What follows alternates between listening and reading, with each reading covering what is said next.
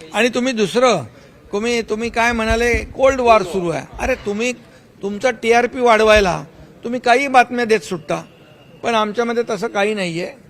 Cold war नाहीये आणि आम्ही काय महाविकास आघाडी नाहीये किंवा इंडिया अलायन्स नाही.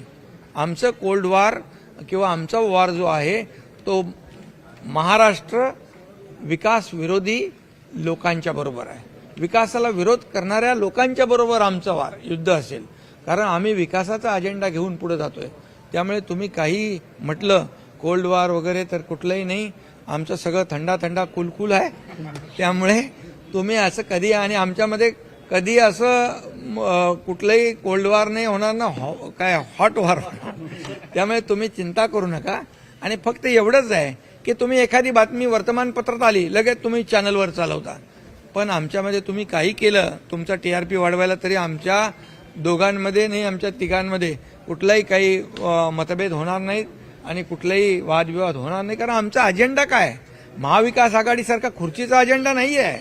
आमचा अजेंडा जो आहे या सर्वसामान्य लोकांच्या जीवनामध्ये बदल घडवणं, त्यांना न्याय देणं, या राज्याला पुढे नेणं, हा विकासाचा अजेंडा आम्ही घेऊन चाललोय. त्यामुळे तुम्ही एवढंच सांगतो की तुम्ही फक्त रोज बातम्या अशा खळबळजनक बातम्या देऊन खळबळ काय कुठे उडणार नाही. खळबळ उडते समोरच्या लोकांमध्ये, ते त्या बातम्या द्या. बरं, कोणी यापूर्वीचे लोक अरे एकदाच मंत्रालयात आले होते, मी एकदा आलो नाही की त्याच्या बातम्या तुम्ही करता. गावाला गेला की तो नाराज झाला. अरे काय तुम्ही जरा सगळे पत्रकार आमचे मित्र लाडके पत्रकार आहेत, तुम्ही जरा लाडक्या बहिणी लाडक्या भावांप्रमाणे जरा वागा, काम करा चांगलं. ऑपरेशन टायगरची धास्ती ठाकरे गटाने त्यामुळे त्यांनी वारंवार बैठका सुरू केलेल्या आहेत.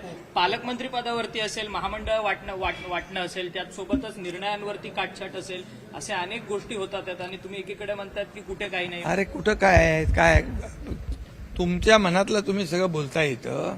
इथं सर्व तुम्ही सरकार स्थापन जेव्हापासून नवीन सरकार झालं तेव्हापासून तुम्ही हे होणार का ते होणार का, याच्यामध्ये मतभेद आहेत, याच्यामध्ये वाद आहेत.